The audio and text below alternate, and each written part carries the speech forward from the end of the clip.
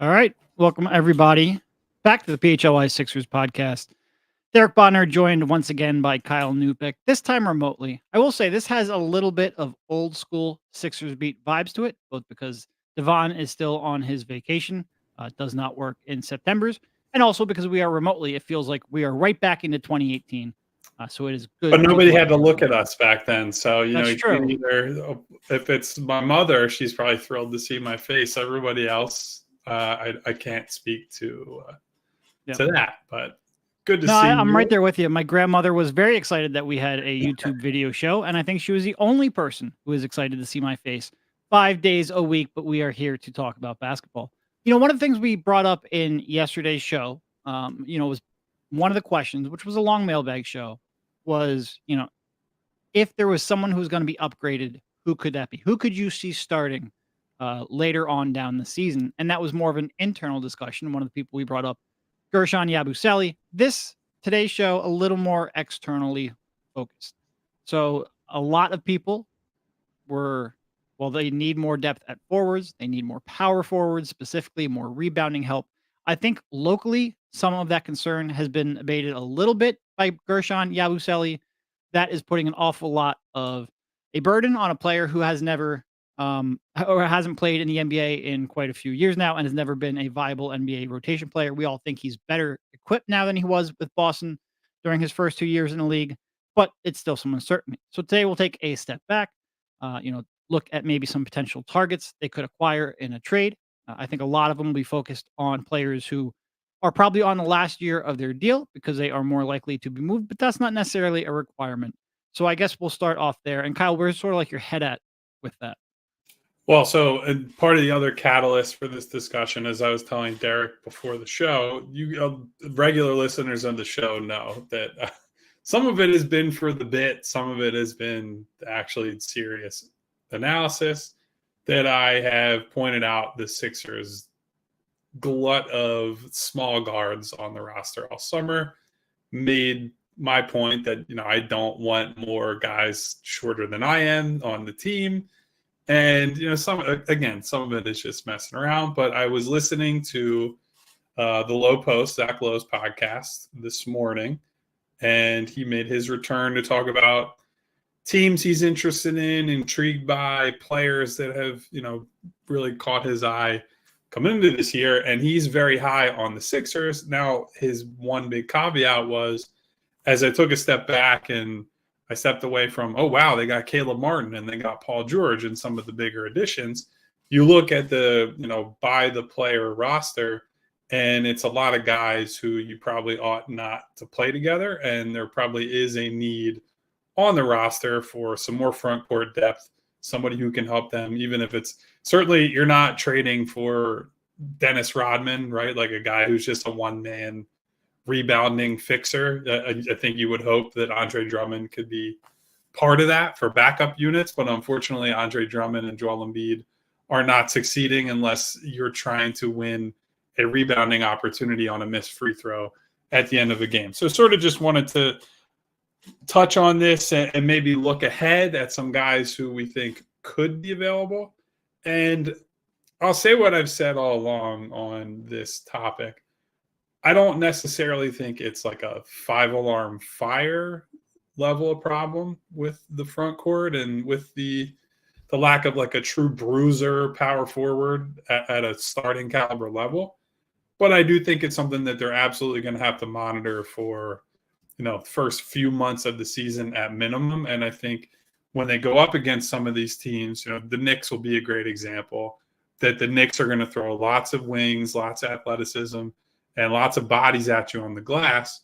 I mean, when you have Randall and Josh Hart, Mitchell Robinson's a handful, McHale will contribute, OG Anunoby will contribute. When you play a team like that, if you're just getting absolutely decimated on the glass, I think the concern level will rise quite a bit. And they will have games against the Knicks prior to the deadline, so we'll be able to get a look at them against a team like that. So I think the natural place to start, Derek, if we're looking at potential forwards or hybrid sort of players to throw in there that can help on multiple fronts, I would say Dorian Finney-Smith is the obvious place to start because he's been attached to the Sixers in like 100 rumors already.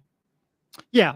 And I will say, Kyle brought up the too many short guards, and I share that sentiment a lot. I will say that's not necessarily the exact same thing as needing a big forward.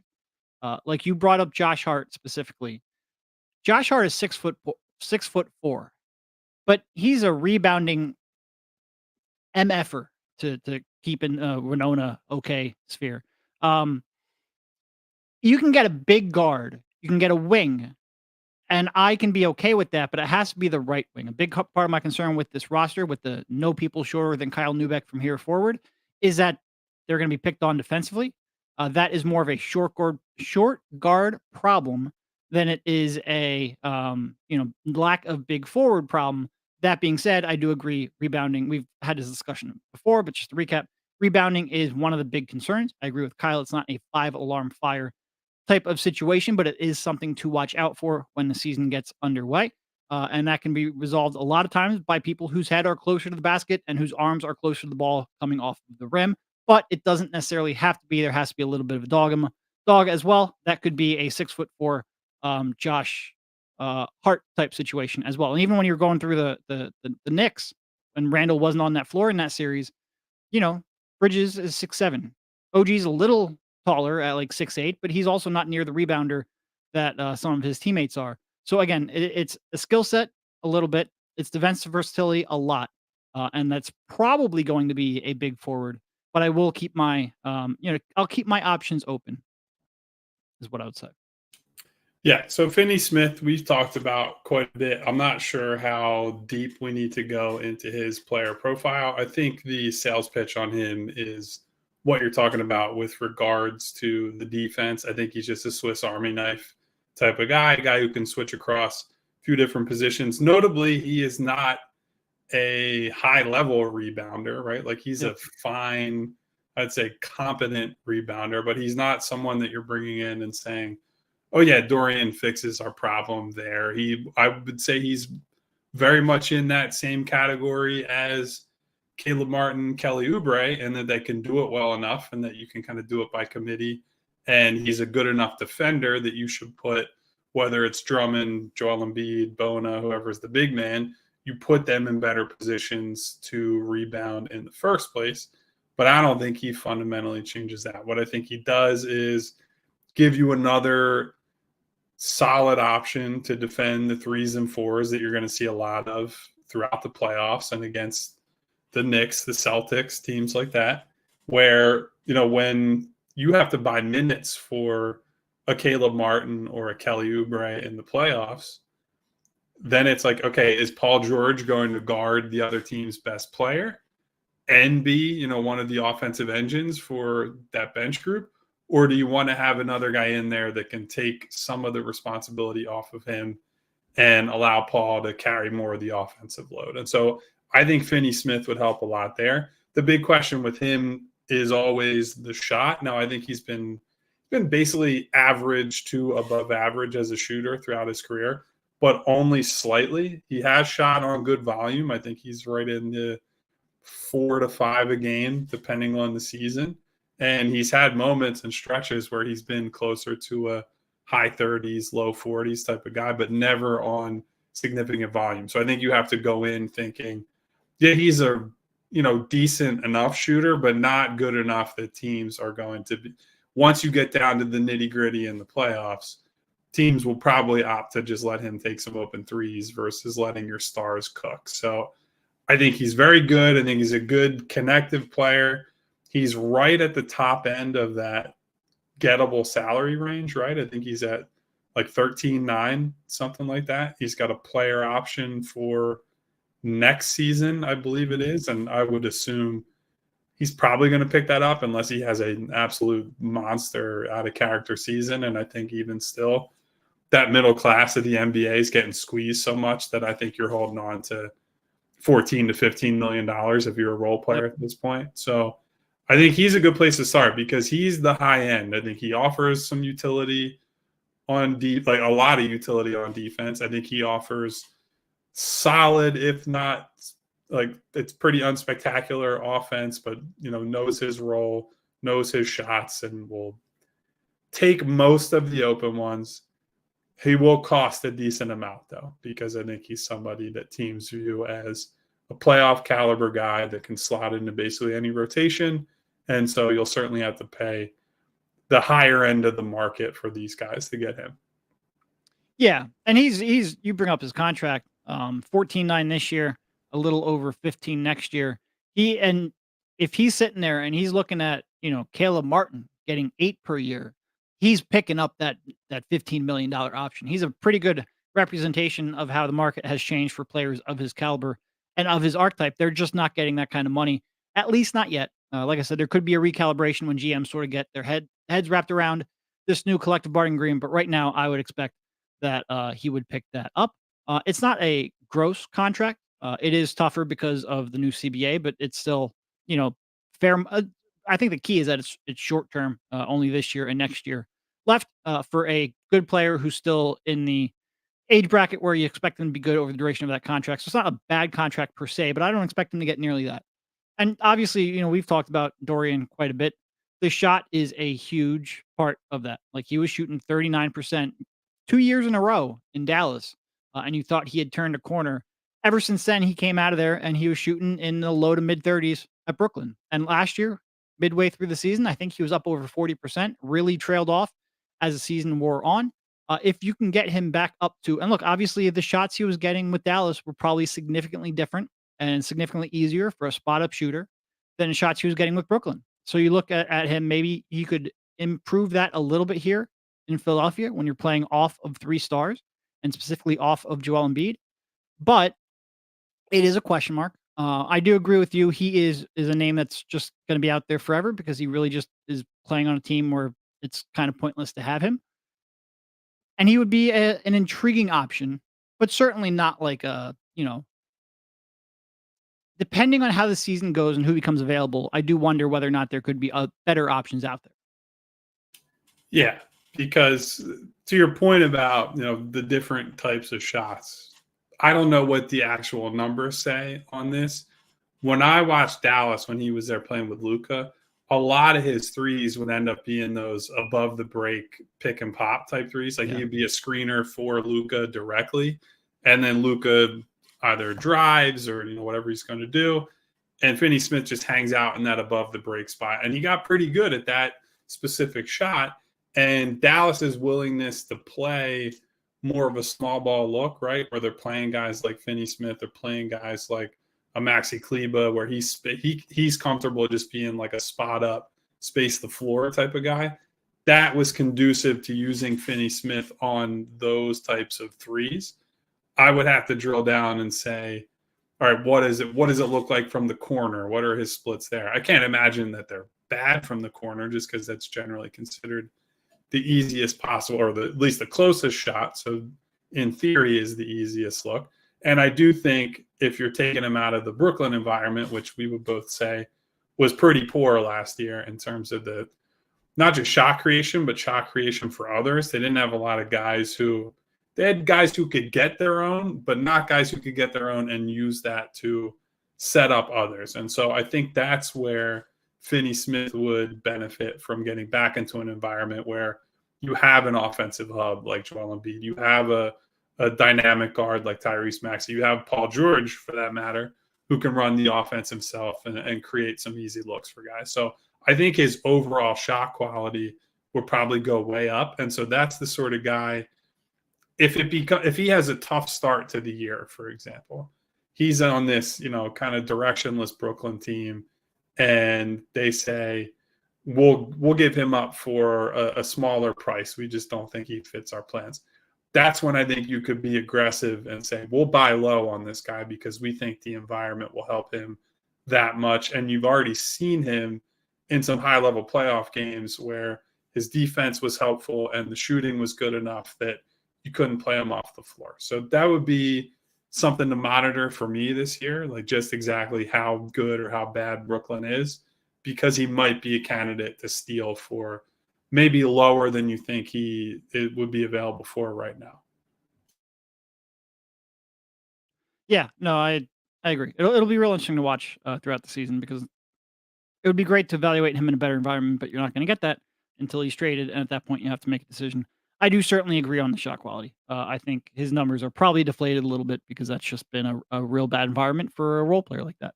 And I think he's a type of player who, if that shot translates, it's not going to blow you away on either end of the court, but he can hold up on both ends of the floor in the playoffs. And at this point, you would love to aim higher, but those kind of players would be extremely valuable on a team that needs depth and has few ways to acquire it um, with their limited assets going forward. And we've talked about this, this flexibility that Morey has with the draft picks, with the matching salary in KJ. It's going to be a lot tougher to add players, even of the Dorian Finney-Smith archetype and quality going forward. So this is why this, this season, this trade deadline is so crucially important. Well, we'll get back to some more of these guys in a moment. First, we have to tell you about a couple of friends of ours, or maybe I do. It's my time to shine, Derek, because we know I don't get enough of that on this show. Guys, I have to tell you about our good friends from Coors, because all the day-to-day annoyances, but also the big annoyances, the big problems you have in your life, it's easy to get worked up, get lost in the mix, feel like, oh, the sky is falling on me. The Sixers have no power forwards. What am I going to do with my life? But there's always a better way and a chiller way. You can choose chill and then reach for an ice cold Coors Light, because with Coors Light, you know you're getting an ice cold beer when the mountains turn blue on the bottles and cans, right as they hit that perfect temperature. Summer's over, everybody, or at least the end of summer is approaching. We can debate whether Labor Day or the actual, calendar end of summer is the end. We're all very sad about it. We're thinking about the cold that's to come. Derek and I think, are choosing chill and choosing to think about, man, I can wear shorts and I can put a hoodie on. This is just beautiful. That's the mindset you get into when you're choosing chill. And then you can have an ice cold, cold layered, cold filtered, cold packaged Coors Light for mountain cold refreshment. So even when the state of Colorado is mad at me, I can still choose chill with a crisp and refreshing beer. So when you choose to rise above it all, choose chill, choose Coors Light, get Coors Light delivered straight to your door with Instacart by going to CoorsLight.com/PHLY basketball. Celebrate responsibly. Coors Brewing Company, Golden, Colorado. And never in the history of the PHLY Sixers podcast has there been a better ad synergy moment than this one. Because as I think about the possibility of having, let's say, a few too many Coors Lights watching the Eagles on Friday night, the big Brazil game, I have to start thinking about that next day too. Well, thankfully, Z-Biotics pre-alcohol allows me to have the best of both worlds, because without Z-Biotics, without pre-alcohol, I have to make a choice. Either I have a great night, I have fun with my friends watching the Eagles game. Maybe I don't have fun with my friends, and we're a little irresponsible as a result of that. Or I could have a great next day. I could drink tap water. I could just sit there, be very zen-like during the game. That's no fun, though. We want to have fun during the game. So Z-Biotics pre-alcohol said, hey, you can have both. I gave pre-alcohol a try after Derek and I and Devon returned from Las Vegas. And before I had my first ice cold beer of the night, had a little bit of my Z-Biotics pre-alcohol. And wouldn't you believe it, the next day I felt on top of my game. I was ready to go. Felt like an absolute miracle to me, but it's not. There are tons of events in your life where you want to have fun and not worry about what your next day is going to feel like. Vacations, weddings, birthdays, reunions. There's a lot going on to get the most out of your plans by stocking up on Z-Biotics pre-alcohol. Now go to zbiotics.com/PHLY Sixers to get 15% off of your first order when you use the code PHLY Sixers at checkout. Pre-alcohol is backed with 100% money back guarantee. So if you are unsatisfied for any reason, they'll refund your money. No questions asked. We love that around here. So remember to head to zbiotics.com/PHLY Sixers and use the code PHLY Sixers at checkout for 15% off. Thank you, Z-Biotics, for sponsoring this episode and all of our good times together. Gonna have to remember that one in a couple of weeks. Well, right. I have one in my in my backpack. I have some. I brought some home from the office. Just put it in the luggage now, so that way we can't forget. Stocking up my cupboard with the free alcohol, stocking up the fridge with some Choose Chill from our friends. So it's a good brand synergy, I would say. Yep. Yes, it is. And probably pretty good host synergy as well. We don't need to get too deep into why that is, but I think everyone can figure that out based on our conversations around Vegas. All right. I think that's probably any other final thoughts on Dorian? No, I think that's probably partially because I feel like we've talked about Finney-Smith on several other shows throughout the offseason. I think you just look at him and you take him at face value, right? He's a decent shooter, a good, not great defender, and somebody who would be an immediate upgrade to your rotation. That I think I've been hammering that theme of competition all offseason. You add another guy into that kind of 3-4 situation that brings out the best in everybody. So I think he'd be helpful. I don't think he's like slam dunk. Oh man, if you get him, you win the title. But I think he would be a clear and obvious upgrade if they're able to trade for him. You're not falling into that Chris Palmer trap, huh? No, I'm not going to say Dorian Finney-Smith makes them unbeatable. Although I now literally just said that. So if somebody cuts that unfavorably for me, we're going to be some trouble ahead. All right. Who's next up on your list?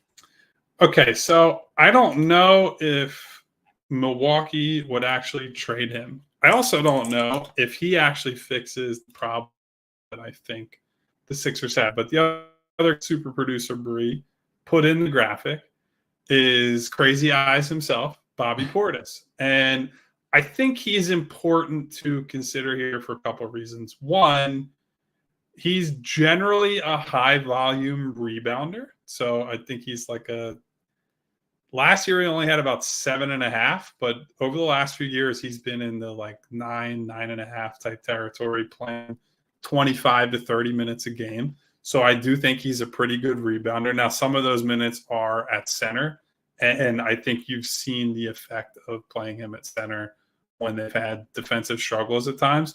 Last year, he went back to more of a pure power forward role. I think that suits him better. More importantly, Bobby Portis is a very good shooter. And so I think if you're looking for someone that would be helpful for them in the front court, someone who can do both of those things is really hard to find. Part of that is why I don't think Milwaukee will end up trading him. I think he's a pretty valuable rotation guy. I think you'd have to assume that something went off the rails. Giannis got hurt. Dame fell off a cliff, whatever it is. And he's also beloved in Milwaukee. He's one of probably their favorite players in that city. Yeah. But he is an unrestricted free agent next year. They do have a bunch of guys that they're trying to figure out, who's going to actually be in this rotation next year.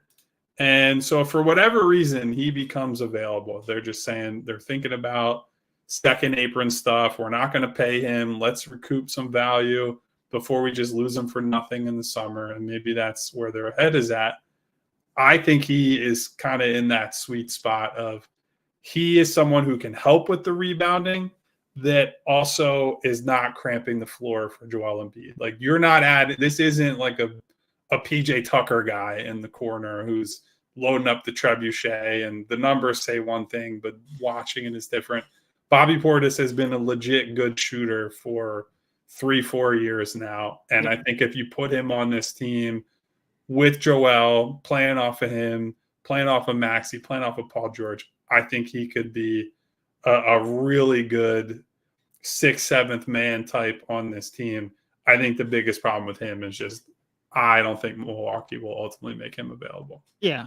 To your point, do you realize over the last 3 years, he takes more 3-pointers per 100 possessions than Tobias Harris? That's just wild when you consider Tobias at one point looked like he was expanding that part of the game. Borderline all-star, near max contract. Don't have to go over it. But he's taking 6.9 per 100 possessions at 39%. Tobias over that same period was 5.8 at 37%. So even though he is more of a traditional power forward, more of a power forward center versus a small forward power forward hybrid like Tobias, his perimeter shot is more reliable and higher volume than him. It's a pretty wild career trajectory. I don't mean to throw Tobias Harris into this conversation, but just to your point of not, cramping the floor for Joel Embiid, I think that's true. And he does help with the rebounding. Two big keys. I think you were spot on with I just don't know. There's one scenario where they trade him, and that's where they completely fall on their face and say, all right, look, maybe this isn't going to be a contention window here with Dame and Giannis.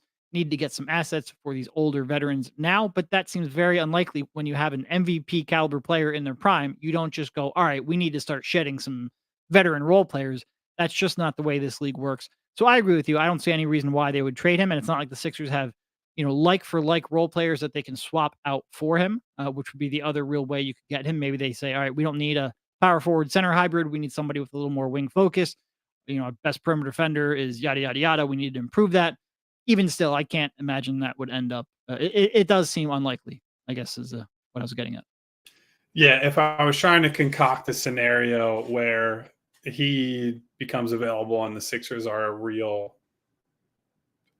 able to get into the conversation, it would rely on a breakout from one of their young wings, like a Ricky Council, for example. And the Bucks are in dire need of some wing help, and they say, we want to take a flyer on this guy. Or maybe Ricky Council is so good that the Sixers are like, hey, we'll make somebody like a Kelly Oubre available, and then use that and KJ Martin's contract and say, we'll flip you that for Bobby Portis. And that's, maybe two guys on a team that lacks a lot of depth, or at least reliable depth. And the Sixers say, we would rather have the shooting, the rebounding, the certainty that we think Bobby Portis brings. Now, given that Doc Rivers is the head coach of the Milwaukee Bucks, the idea that they're going to trade a 28, 29-year-old who has what I would say are at least two bankable skills in the shooting and the rebounding seems majorly out of character for a team that maybe isn't being run by Doc, but certainly Doc has. Did you ask Pop that question? Certainly has a large voice in the organization. I'm very skeptical. And as I scrolled through his basketball reference page earlier, I was reminded they literally have one of his nicknames as the mayor of Milwaukee. So if you're looking at someone who would be an unpopular guy to trade, that would be it. But again, I think something to keep in mind moving forward. And Derek, you hammered this heading into the offseason. I think it's absolutely worth thinking about. That second apron, man, a lot of people were not really prepared for the ramifications on the offseason for a lot of teams, like what happened with Kentavious Caldwell-Pope leaving Denver for Orlando so he could get his money. And so I'm looking at somebody like Portis, who's making $8 million and has been, sixth man of the year candidate for a few years in a row now, or at least a couple of years in a row now. Someone who is a reliable producer. The Bucks are going to be up against any cap because Dame and Giannis are making the GDP of a small country. So I wouldn't rule it out just for the financial stuff, but based on the on-court, I think it's a hard sell to think that he would be available by the deadline, I would think. Yeah, to your point, he's finished in the top 5, I believe, top 5 or 6 in sixth man of the year voting in 3 of the last 4 seasons. So he certainly filled that role well. There's a bunch of people in the chat giving us grief for the fact that we brought up Tobias and Doc within minutes of each other. Okay, look, Doc is the coach. You brought up that Tobias. We're talking about. I was making fun of Doc. That's all. Right, and Doc he's coaching the team of the player that we're talking about. We kind of have to bring him up there. Mine was a little more egregious. I will give you that. But we're talking about, putting a player next to Joel Embiid and whether that would cramp the spacing. Tobias is a useful reference point on 3-point volume. I apologize a little bit for Tobias, but not too much. Not too much. Honestly, we barely talked about him this summer. We've done a good job. We have avoided him quite a bit. So I will say, if we're wading into the chat, I did see a few mentions of a guy that I love that I think is much more ungettable than either of these guys. And that's Trey Murphy. Now, Trey Murphy is not one of these, big burly fours that's going to help your rebounding problem. Trey Murphy, if you're trading for him, is your wing of the future. You're saying, this is one of our building block players. And I think the reason you have to treat it that way is because I believe New Orleans thinks he's a building block player. I think part of the reason that Ingram has been shopped and that's been unsuccessful, but part of the reason they've been trying to reimagine this team is I think the front office and coaching staff are trying to open a path for him to go from he was a spot starter last year. He was a pretty consistent starter year 2. I think they want him playing and starting basically every night.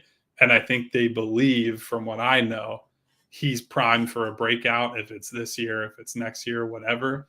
Year 4 is typically a pretty important year for guys of any archetype, let alone, a wing who's starting to figure it out. But high volume 3-point shooter, great size, versatile defender. He's basically everything you want in what I would say is a complementary wing, right? Like, he's not a star or a future star in the making, I don't think. But if you're looking at the guy to play next to a Joel Embiid, to play next to a Tyrese Maxey, he's like built in a lab to be that type of guy. And so I would trade almost everything. I would unload the clip if it meant that they could get him in terms of getting rid of your picks. I just think there's very little chance you're getting him out of New Orleans at any point in the near future. Yeah. No, I don't think he's really realistic. Great target. He would be a fantastic fit. I love a lot about his game, from the 3-point shooting to especially the team defense. He can smother you on the perimeter when he's completely locked in. He's a very, very, very good role player, a very high-end role player who has opportunity to grow. But I think they see him like that too, and I'd be pretty stunned if he actually gets on the market. Great name. Just don't think it's all that realistic. All right. And one more thing before we pivot off of him. The other problem with him in the short term, he's very gettable with just like the contracts, just because he's still on his rookie deal. I believe he's only making like $5 million this year, but he will be a restricted free agent next summer. And I would suspect that's going to be a pretty sizable payday. And as we're talking about the impact of the second apron and whatnot, that becomes a very real concern for now. Maybe if we're just saying, hey, the Sixers only really have a 2 to 3 year window, who cares? Throw it all out. But as you've laid out in both written form and on the show, there are some very real team building restrictions that come in the second you go over that second apron. So if you're going to get a guy like him that you pretty much know you're going to have to pay a good amount of money, you better really believe this guy is going to turn into, who people think he might be. Yeah.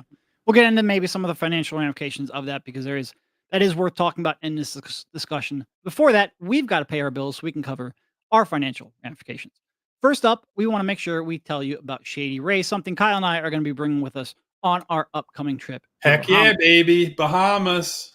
Get ready for the season ahead with quality shades built to last. Our friends at Shady Rays have you covered with premium polarized shades that won't break the bank. Shady Rays is an independent sunglasses company offering world-class product rated 5 stars by over 300,000 people. Seems like it's got to be pretty good for that many people to give it that good of a rating. Their shades have durable frames and crystal clear optics, making them the perfect choice for all outdoor adventures.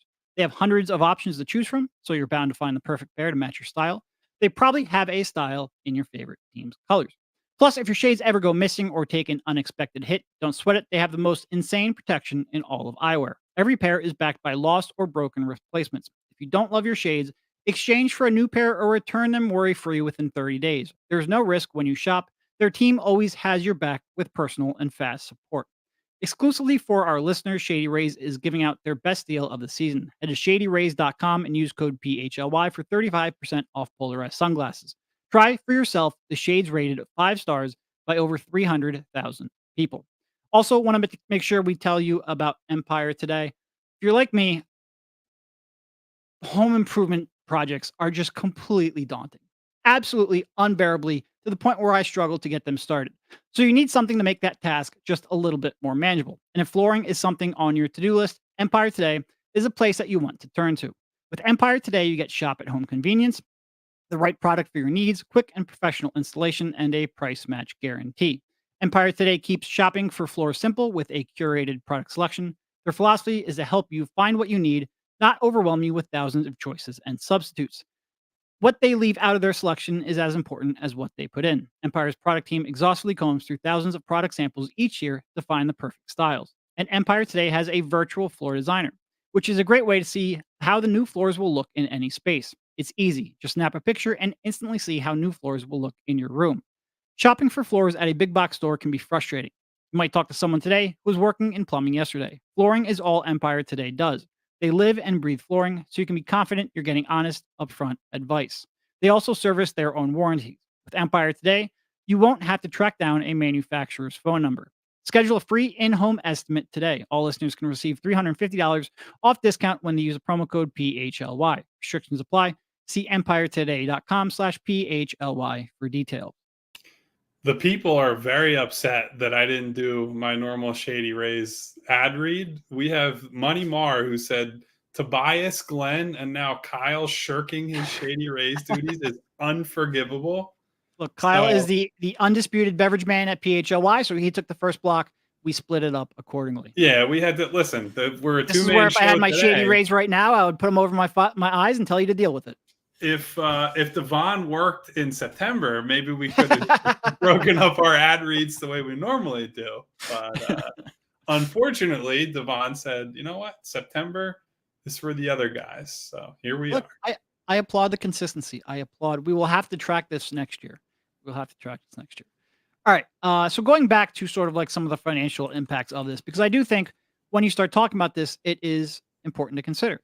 You start looking at their potential luxury tax bill. If you add someone like Trey Murphy who needs an extension, that you're going to like the luxury tax bill is going to end up being almost as much as your salary, team salary.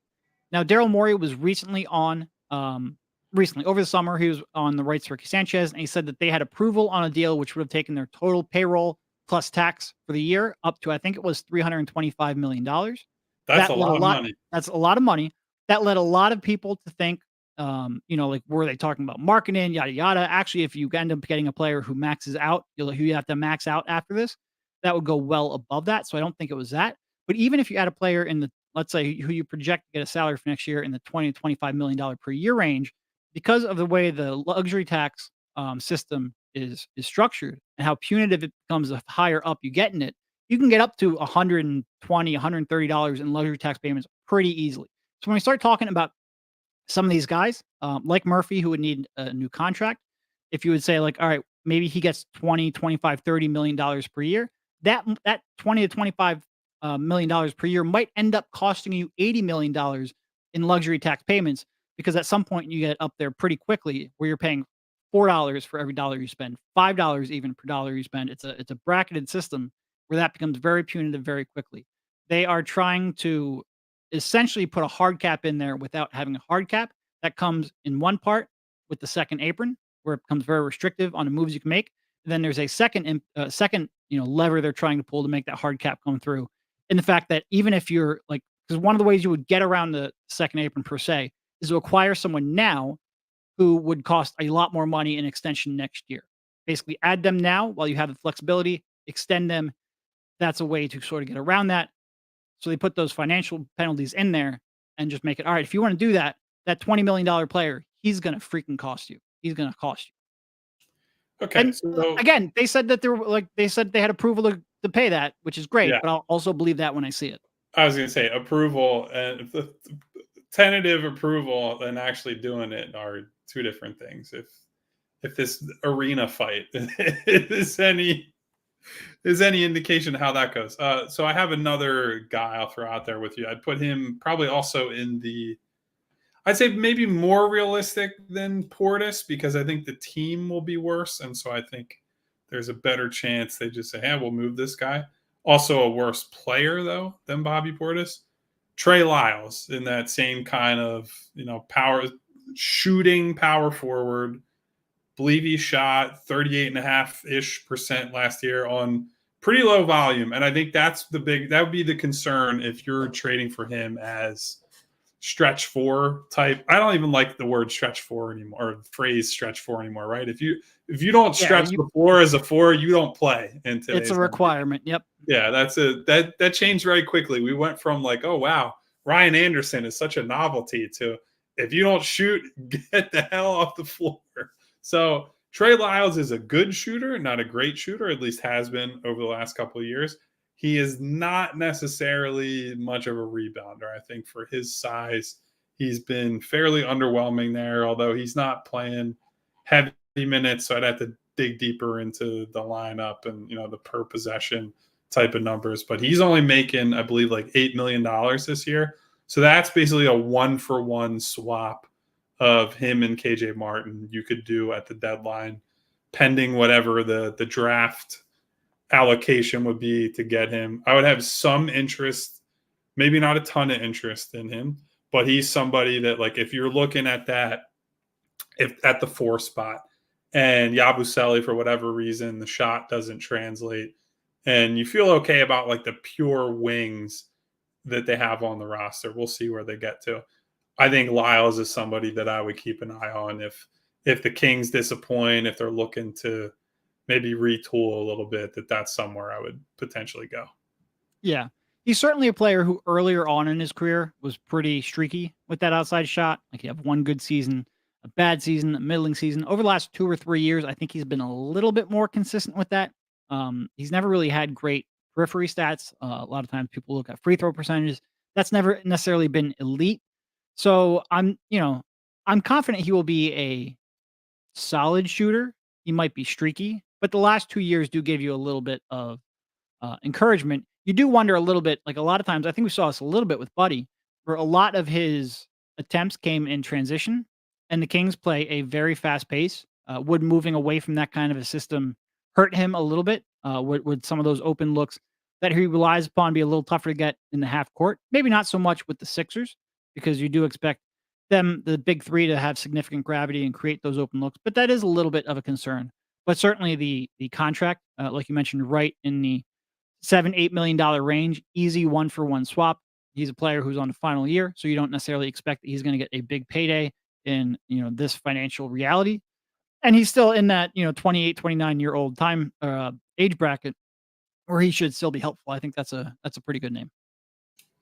Yes, so I would throw him in the mix. I think from here we're probably down to there are not a lot of future or 2025 free agents. A name that we've touched on throughout the offseason, but also fits in this category. Tari Eason is one of the young guys. So I think you and I and Devon have said if he becomes surplus to requirements in Houston and the Sixers want to take more of a long-term gamble on somebody. I like him quite a bit. I think as an activity, quote unquote, dog in me type of player, he's somebody I would love to have on this roster. He's been a good rebounder all throughout his career. He constantly gets steals and blocks and is, there's a downside to that, right? He can be kind of a hurricane at times and foul too much at times. He's been not a low minute guy. He played about 20 minutes, 21 minutes a game his rookie year, and about the same last year, although just did not play a lot of last year. Some with some injuries, but some also due to the fact that he's just out of the rotation. So I wonder, as Şengün becomes the featured player there, as they've added veterans, Dylan Brooks, Fred VanVleet, and then they're kind of filling in the blanks between those guys. Just how much opportunity is there for him in Houston? And, how do NBA teams value him at this point, right? Because he doesn't really have an offensive niche yet. And that was one of the concerns for him coming out of college was just like, all right, this guy could be an absolute terror on defense, but what exactly do we do with him on the other end? And I think that's held up in the NBA where he's a low volume 3-point shooter. He's not a guy who consistently play makes for others. He's a decent play finisher, but a lot of it's going to have to be creative for him. And so do you believe in the defense and the rebounding enough to, make a long-term bet on him? I still like him enough that I would probably say yes. He's somebody that you bring along slowly. You don't have to make him a high minute guy, and you just reap the rewards of the athleticism, the energy, all of that. But he is very unpolished, and you would have to live with, a bit of a roller coaster ride to get to where you want to get to with him. Yeah. If that shot comes around, and he never shot the ball great in college. I think his last year was mid-30s. And I know he shot decently last year, but never great and never at a volume where he's really going to stretch the floor in any meaningful way. But if that shot can come around, I don't really care what his offensive role is outside of that. He can be a stand in the corner guy, crash the offensive glass, cut off the ball, fill a lane in transition. He has so much athleticism and vertical pop and physicality that him filling that role next to 3 stars, I would be 100% okay with, especially with what he brings you on the defensive side of the floor. The question is, I guess, too, when he gets off this rookie contract, how much is he going to cost? And how much does he show? And that could be one reason if he looks at at Houston and the logjam they have both at his position and just for young players they want to develop. If he looks at them and he's like, hey, I need to get to a place where I can actually play so I can, get that next contract. Wouldn't necessarily be Philadelphia who would be his target, but you do wonder eventually at some point, are those young kids going to want more of an opportunity and a role? But if that shot does come around, I will more than willing to live with the rest of his offensive deficiencies, given his defensive playmaking and athleticism, and it would just be really, really intriguing on this roster. Yeah, and look, I think he had some other things he did well offensively in college. The problem is that because that shot has not really been there, he hasn't been able to showcase the rest of it, right? Like he was a good driver and was able to pretty consistently get to the free throw line in college, but when teams can back off of you, they're not putting as many situations where guys are reaching in and slapping at your arms and you're getting to the free throw line. And he's not as overwhelming of a physical presence at the NBA level as he was in college. And so you're not able to leverage it the same way. And so I believe he's only getting to the line a couple of times a night. Now he's a role player playing off ball for the most part. So I don't say that, hey, there's no chance he ever shows that stuff at this level, right? But I think a lot of it is predicated on the three-point shot because once teams start to consistently defend him out there, you use him as a closeout attacker and he gets to the rim, then you're going to see him. He's getting there 3-4 times a game potentially as a closeout guy. And he's such a live wire athlete that it's like, man, if this guy just shows that one skill that I think opens up the floor for him, all these other little tertiary things that he can do will be showcased at some point. I certainly think he can be a weapon in transition as well. It's just a matter of, can you make that one thing happen? That it's not to say he can't be a useful player without the shot, but he goes from, oh yeah, this guy's a really good defender long-term, but how does he fit in to, yeah, I want this guy on the floor as much as possible. Like, I think he has that type of ceiling as a defender, and really it just gets capped by, can you play a consistent role on offense? And the jury is still out on that one. Yeah. Yeah, I agree. Yep, it'll be interesting to see what progress he makes because, like I said, he did show some improvement on that jumper last season. It was on low volume. See what he can do and what kind of role he's asked to fill. I certainly agree there. Do you have any more you want to talk about before I annoy you? Before you annoy me, oh boy. I mean, there are a few guys. There's if we're looking at the former Nick Nurse group, Chris Boucher in Toronto is a potential guy they could look at. Although I don't really love him for multiple reasons. I think he kind of has to play center, but I don't think he's a good center. It's just like he doesn't shoot well enough for me to be like, yeah, I want that guy on the floor with Joel or Andre. But I feel like his splits against the Sixers are incredible, though. Like a career 33% shooter who seems to shoot 40% against the Sixers, which is. I mean, maybe you make the argument that you just trade for him to eliminate the possibility that he can go off against your your team, and maybe. I don't think I'm that worried about him considering the team he's on now. No. But look, he's a career 33% shooter, and that is not on high volume either. No. So I don't want him next to any of their other bigs. I frankly don't think he's all that good in the first place. He's not a good rebounder. So he's one that might be available for all those reasons, but it's just like, how do I talk myself into that guy helping the team? I just don't see it. I know you probably want to make your case, though. They don't need a forward. And Well, that's how I was going to annoy you. That's why I let you finish off your list. No, I mean, I didn't have a formal list. I mean, Larry Nance is probably another guy. He's on the Hawks. The Hawks are a train wreck. But again, basically a complete not. If you think Boucher is a bad shooter, Larry Nance stinks out loud as a shooter. He brings some good rim protection. You can play some. In fact, I think you should play him as a 5, right? Like, I think his best minutes are probably as a small 5, and you play a bunch of wings next to him, and maybe you get value out of him that way. But then you get into, like, Larry Nance is making $11 million. Chris Boucher is making 11.7. That requires some, like, real decision making with regards to the cap and, who you're sending the other way as Derek flies off the screen to grab his cat. So, yeah, there's not a lot of. My cat was MIA, so I'm fixing that. I would say the overarching theme here would be guys who are big and have skill are hard to find. Yes. It's why they get taken at the top of the draft. It's why they get paid a lot of money in free agency.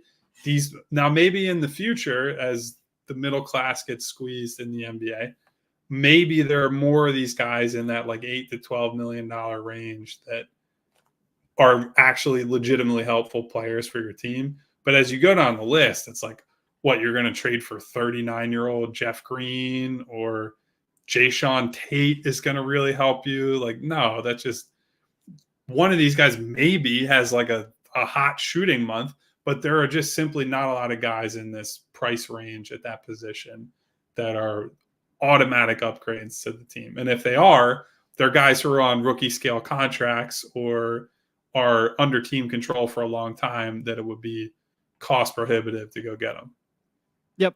And that was really where I was going. I am not necessarily going to box myself into a forward to fill a short-term need, especially because this is the last real chance that I think Daryl Morey has to make a significant move. Maybe not a perfect move, maybe not a star move, but a significant move. This is, I'm not going to say last real chance, because creative GMs find ways to accrue assets and gain flexibility. But this is the most obvious way they have to make a significant addition in the next year or two. And if you start boxing yourself into, I mean, if I hear Jeff Green, like, I will just explode. There's no way I'm going to do that just because he's a tall human being. I love Jeff Green, and he seems like a great guy, but he's way too old, man. Yes. If we have too many short guys on the Sixers roster, they definitely have don't too many need old any more guys. old guys. Yeah. There's an age limit, height requirement. That's what I would say. They tried that with PJ Tucker. Didn't work. Not going for the old, tall guys just because they're old and tall. So, I mean, we talked about Bogdanovich, yesterday. We've talked about him a lot over the season. He's a guy who, depending on which way the Hawks go, could become available, fits in that price range where you can aggregate KJ and Oubre. Does not in any way solve your interior defense concerns or your rebounding concerns, obviously, but a bigger wing or a bigger guard who can really shoot and really shoot off ball, and you start putting 3 elite shooters around Joel Embiid and Tyrese Maxey, and I love the way that fits. So I think he is a fit, even if he's not addressing this specific need. But even going away from Bogdanovich, any player who I think can play alongside Joel Embiid, Tyrese Maxey, and Paul George, I have interest in. Even if he doesn't solve that short-term need that we're talking about, even if he's not a necessarily tall human being, at least by NBA standards, I have interest in, because like I said, this is a move that is going to be tougher to do in future years. Because of that, there's pretty supreme importance on getting it right. And when you start limiting your options, you increase the chance you're going to make a mistake. That's why I was good, because you're like, well, don't poo-poo our topic in the first 5 minutes of the show. You've yelled at me before. I waited until the 54th minute. I think that's a pretty legitimate thing to say to someone who's hosting a show. I waited until the 54th minute to do it. That is personal growth, and I want my praise for that. But I do think, like, look, I think there's a real chance that we're sitting here in January and February and going, like, they need size. And if that's the case, then you are going to have to limit your options. But it would have to be a pretty drastic deficiency, and one that I really look at as a potential thing that could kill you in the playoffs, for me to just take away 2s and 3s as well. I agree. So real quick before we get out of here, there was a piece of Sixers news yesterday. They hired away from the Memphis Grizzlies Ariana Andonian, who she was previously the director of player personnel with the Memphis Grizzlies. She does have a connection to Daryl Morey and the Houston Rockets, was the scouting coordinator for the Rockets from 2015 to 2018. Fun fact, Eric, do you know what she did before she was the scouting coordinator for the Rockets? Well, wasn't she just a scout for the Rockets? Does that not count? She was involved with the Committee on Oversight and Government Reform for the U.S. House of Representatives. So, that's a pretty good thing to have on your resume. So she somehow jumped from the U.S. House of Representatives to basketball. Now she had a multiple focus in college. So she studied, I believe, politics and law at USC.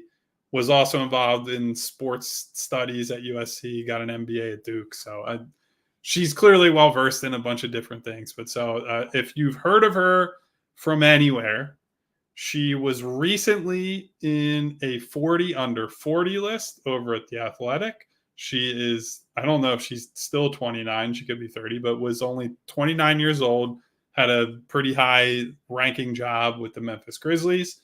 This might make you frown at her. It was pointed out yesterday. She had flagged Matisse Thybulle as a potential second round target to look at. Now, look, Matisse as a second-round target is a home run of a pick. Yes, so you have to divorce the ideas of Thybulle and what he was to Philly and what people expected from him. But that was that's what she's known for mostly, at least that I know in the public eye. But so she will have the same title as Prosper Karangwa. They're going to focus on different things. I don't know what exactly those things are. I need to do some more digging on that. I'm sure the Sixers will make it opaque so that we can't really tell. But yeah, there you have it. So new addition.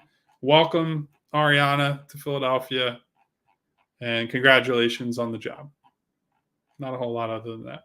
They really need to take a key from the Oklahoma City Thunder playbook when they start having these crazy, job titles. I forget, what is Vince Rodman's job? I should know this off the top of my head. I don't know. The czar of drafting. They have some really incredible job titles. Vince Rodman, by the way. Good guy. Yeah. And the Sixers are like, screw it. We'll just give two people the exact same title. Like, come on, man. We need a little more creativity than that. Even if they're doing the same job and just with different focuses, give me something. Give me something unique and creative. That being said, I think a lot of people are going to react to the Houston Rockets connection. I think that's a little misguided. It's one thing when you're talking about players bringing back, because those players, if you're talking about bringing back the Rockets from 2017, those players are 7 years older. That's a significant impediment. But I think when you're talking about, going out there and finding people that you trust to work with and people that are good for the job. Look, I think this is if you read her background, if you talk to people, I think she's very highly regarded. Am I going to say anything beyond that? No, because our information is relatively limited in that regard. We haven't had a chance to speak with her yet. Who knows? We may not, in at least recently, they're not going to make her available to the media in that regard. But it's just one of those things where you talk to enough people who have interacted with her and worked with her. There's a lot of good reviews, and that's pretty much all we can relay at this point. Oh. Good job, Kyle. I did the first Mike stayed muted of the day. I just wanted to remind everyone before we get out of here, if you are not signed up for our Die Hard program already, it is a great time to do so. Our Eagles boys and gals have put together a great season preview about the Birds, have laid out basically every possible angle going into the year. Derek and I will be ramping up all our writing, all our hard work that we're putting in leading into the season coming soon. You go to allphly.com, get yourself signed up. You not only get exclusive article access, but access to the Discord on top of a ton of other benefits, merch, whatnot, events. We got some events coming up, so check that out. Before we get out of here today, one quick super chat from Corey who says, I'm still mad we couldn't get in on the Denny trade. And we did talk about Denny yesterday in the mailbag, Yep. Corey. If you missed that, I believe there's a whole segment we did on Denny. But yeah, I think if you're looking at forwards that would have been, hey, they should go out and try to get this guy. I don't know that he's top of the list, but he would have been very high on the list of players that would fit. I will say, of the people that we talked about today, I think he would be top of the list. I think. Oh yeah, he's above all these other guys for sure. Yeah, just because of skill set, age, contract. Contract fits, basically checks every box. And if you believe in the shot, he does everything else at a reasonably high level, I would say. So he would have been a huge get if that had been one of their big moves. One quick update to something we talked about minutes ago. Vince Rosman is the VP of Identification and Intelligence. You're telling me if they can have a VP of Identification and Intelligence, we can't hold you to a high enough standard that you don't have 2 VP of player personnels? Come on, Daryl. That sounds like a CIA job. That is not a job you have with a basketball organization. VP of Identification and Intelligence? Yes. He's in South America starting coups for parties. Like, what is going on here, Vince? I thought you were an upstanding guy. I'm going to have to, next time I see him around Philadelphia, I'm going to have to ask him about this. I talked about him at some point last year. I talked to him about it. He said it was the job title of the person he inherited the job from. So that's how he sort of got the job. Spoken like a true narco over there. Exactly what a CIA agent would say. All right. Well, that's probably about enough for this show and this topic today. Obviously, we want to say thank you to all our wonderful people out there. Winona said Vince needs that the Mint mobile phone to call people for the CIA, I guess.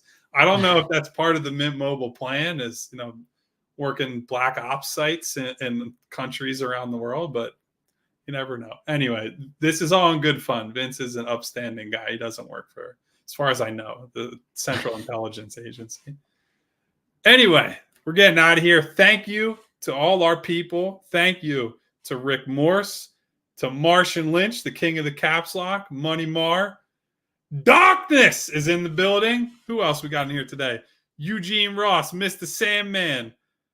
My girl Winona in the building. Bootzilla, Valhouse. What's up to Val? Who else is in here? This chat has been unhinged today, by the way. There are people talking about the Bay of Pigs in chat. What is it happening? Ever hinged? That's just what our chat is. Probably true. NBA J is here. Shout out to you. Slade. Phi Chi. What did you... Eugene said that I'm a man of standards. Some of y'all need to take notes. That's right, Eugene. Have some standards in your life. Mr. Sandman, thank you for coming through. Smy Guy, thank you for coming through. 2-minute warning. Our guy Al, thank you for coming through. Hope you're doing well, buddy, this late in the summer. Thanks to everyone who was here today. If you haven't already, hit the subscribe button, hit the bell icon so you get notifications each and every time we go live. If you hit the thumbs up button, I actually don't know if I can guarantee you that Devon will still be on vacation. I forget if he's gone today or tomorrow or through next week. But if you hit the thumbs up button, we'll be back again tomorrow at 3:00. Who shows up for it? You never know. Maybe not even the two of us. Until then, thank you guys. We'll talk to you later. We all silly like the mayor.